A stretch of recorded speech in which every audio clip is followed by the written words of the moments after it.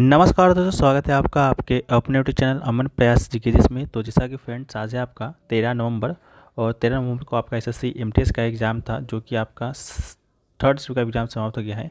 Third shift में GK जिससे आपके 25 प्रश्न पूछे गए थे, उन 25 प्रश्नों में से अधिकतम जो रियल प्रश्न हमें मिल गए हैं। तो आज की इस वीडियो में हम उस प्रश्न को डिस्कस करने वाले हैं। तो चलिए वीडियो को स्टार्ट करते हैं बिना किसी देरी के। ठीक है, आज का जो हमारा पहला जो प्रश्न है फ्रेंड्स, वो जो पूछा गया कि भारत में राज्यपाल बनने का न्यूनतम आयु कितना होना चाहिए। ठीक है, तो भारत में अगर आपको राज्यपाल बनना है तो उसका जो न्यूनतम आयु जो होगा वो दोस्तों आपका कितना होगा, 35 वर्ष होगा। ठीक है, तो इसका जो राइट आंसर हो जाएगा वो आपका 35 वर्ष हो जाएगा। इसके अलावा भारतीय संविधान का अनुच्छेद 157 के अनुसार कोई व्यक्ति अगर किसी राज्य का राज्यपाल नियुक्त होने के पात्र तभी होगा यदि वो भारत का नागरिक है और 35 वर्ष की आयु जो है आपका पूरी कर चुका है। इसके अलावा राज्यपाल की नियुक्ति राष्ट्रपति के द्वारा 5 वर्षों की अवधि के लिए किया जाता है। हालांकि ये 5 वर्ष से पहले भी जो है ये आपके हटाया जा सकता है। ठीक है, तो इस बात को भी याद रखिएगा। एक तरह से कहें तो ये राष्ट्रपति के पश्चात पर्यंत ही कार्य करता है। ठीक है, इसके अलावा अगर राष्ट्रपति बनना है तो उसका भी न्यूनतम आयु आपका 35 वर्ष ही है।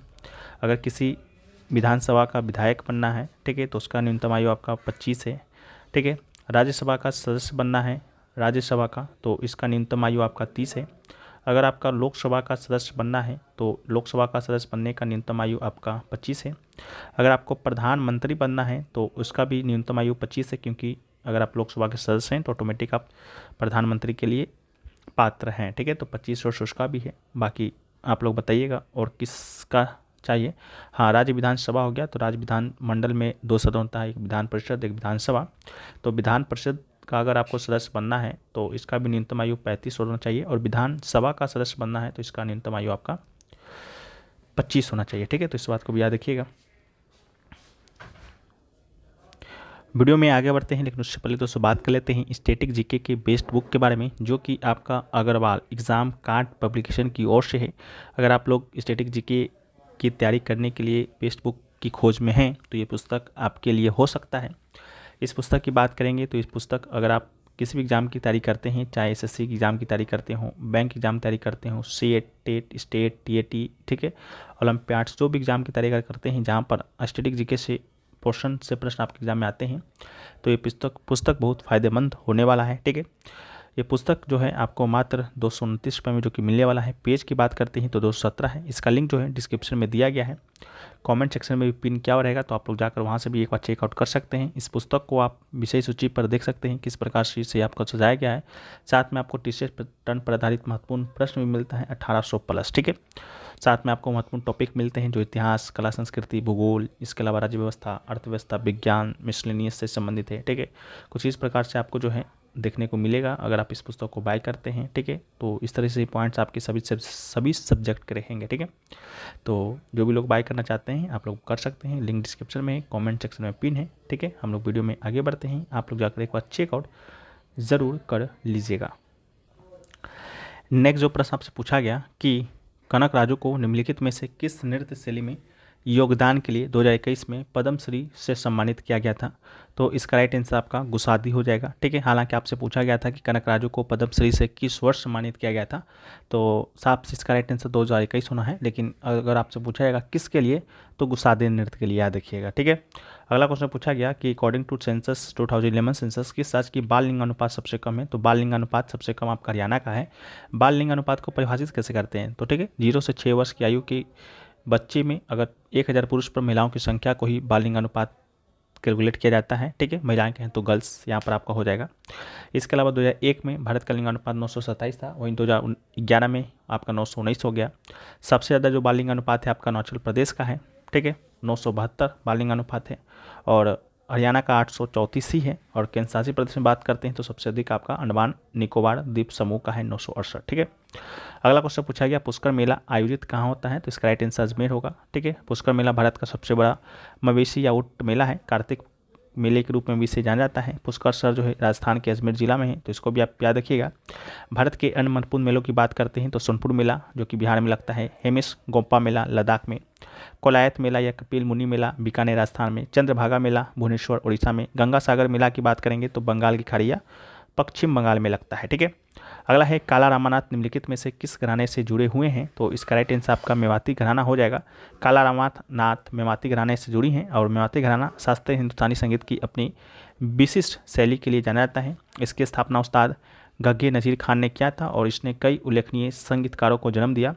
काला रामानाथ वायलिन में अपनी विशेषज्ञता के लिए प्रसिद्ध है और उन्हें मेवाती घराने के संगीत के महत्वपूर्ण योगदान दिया है।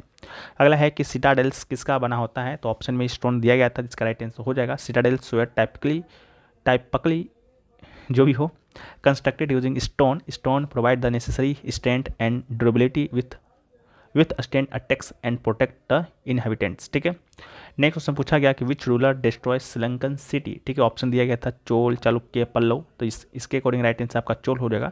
The ruler who destroyed the Sri Lankan city of Anuradhapura was from the Chola dynasty. The Chola king Rajendra Chola प्रथम led the invention and destruction of Anuradhapur. ठीक है, अगला क्वेश्चन पूछा गया कि भारतीय उपमहाद्वीप में लोहे का प्रयोग कब शुरू हुआ था। ऑप्शन आपका कुछ अजीब वगैरह दिया गया था, बाकी उससे तो मालूम नहीं है। बाकी भारत में लोहे युग की शुरुआत की बात करते हैं तो 3वीं शताब्दी में यानी कि 1800 से लेकर 1200 ईसा पूर्व के बीच में हुआ था, लगभग 4000 ईसा पूर्व मान सकते हैं। बाकी ऑप्शन के अकॉर्डिंग आप लोग देख लीजिएगा इसका राइट आंसर क्या हो सकता है। अगला है केलुचरण महापात्रा का संबंध जो है किस नृत्य से है, ये भी प्रश्न आपके एग्जाम में आया, जिसका राइट आंसर आपका ओडिसी होगा।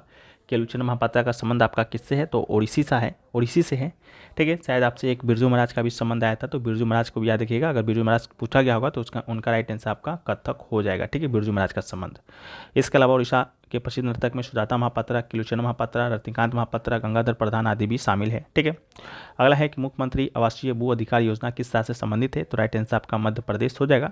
मुख्यमंत्री आवासीय भू अधिकार योजना मध्य प्रदेश सरकार की योजना है। इस योजना के तहत ग्रामीण इलाकों में आबादी भूमि पर भूखंड आवंटित किए जाते हैं। इस योजना के तहत पात्र परिवारों को आवासीय भूखंड मिलने से उन्हें शासकीय योजनाओं और बैंकों से आवास ऋण मिलने में मदद मिलती है। अगला है coal minister who visit the Brazil in 2023, तो इसका राइट आंसर आपका प्रहलाद जोशी होगा। The minister of coal who visited Brazil in 2023 was Prahlad Joshi. He aim to strength bilateral cooperation in the mining sector and explore opportunities for the collaboration. ठीक है, next question पूछा गया कि जलियांवाला बाग हत्याकांड जो है आपका कब हुआ था, तो जलियांवाला बाग हत्याकांड की बात करते हैं तो इसका राइट आंसर 13 अप्रैल 1919 हो जाएगा। ठीक है, 13 अप्रैल 1919 को जलियांवाला बाग हत्याकांड होता है। इस घटना में ब्रिटिश सैनिकों ने अमृतसर के जलियांवाला बाग में निहत्थे भारतीयों पर गोली चलाकर सैकड़ों लोगों को मार दिया था। इस हत्याकांड में हजारों लोग घायल भी हो गए थे। अगला क्वेश्चन पूछा गया कि 2023 क्रिकेट विश्व कप का फाइनल कहाँ हुआ था, तो इसका right answer Narendra Modi stadium Ahmedabad इसका राइट आंसर होगा। 2023 क्रिकेट विश्व कप फाइनल 2023 क्रिकेट विश्व कप की विजेता निर्धारण करने के लिए 19 नवंबर 2023 को भारत के अहमदाबाद में नरेंद्र मोदी स्टेडियम में खेला गया एक दिवसीय अंतर्राष्ट्रीय क्रिकेट मैच था। यह मेजबान देश भारत और ऑस्ट्रेलिया के बीच खेला गया था। यह पहली बार था जब अहमदाबाद ने क्रिकेट विश्व कप फाइनल का मेजबानी किया और ये दूसरी बार था जब भारत और ऑस्ट्रेलिया ने 2003 के फाइनल के बाद एक दूसरे के खिलाफ विश्व कप फाइनल खेला था। फाइनल में ऑस्ट्रेलिया ने भारत को हराकर अपना 6ठा विश्व कप खिताब जीता। अगला है वोटिंग फॉर फोस्टरगंज के लेखक कौन है, तो इसका राइट आंसर आपका रस्किन बॉन्ड होगा। The author of voting for Fosterganj is Ruskin Bond. He is renowned Indian author known for his विविध storytelling and portrayal of life in small town India. If you enjoy his work, you might also like some of his other book like The Room on the Roof and The Blue Umbrella etc. अगला है uranium का परमाणु क्रमांक संख्या, तो 92 इसका right answer होगा। Uranium का परमाणु क्रमांक संख्या 92 है और इसका रासायनिक प्रतीक यू है और यूरेनियम एक प्राकृतिक रूप में पाया जाने वाला रेडियोधर्मी तत्व है। यह आवासानी में एक चांदी सफ़ेद धात्विक रासायनिक तत्व है। अगला है कि भारत और पाकिस्तान के बीच कौन सा जल समझौता है, तो राइट आंसर सिंधु जल समझौता होगा। भारत और पाकिस्तान के बीच सिंधु जल संधि पर 19 सितंबर 1960 को कराची में हस्ताक्षर हुए थे और इस संधि के तहत सिंधु नदी तंत्र की नदियाँ का पानी बांटने का प्रावधान किया गया था।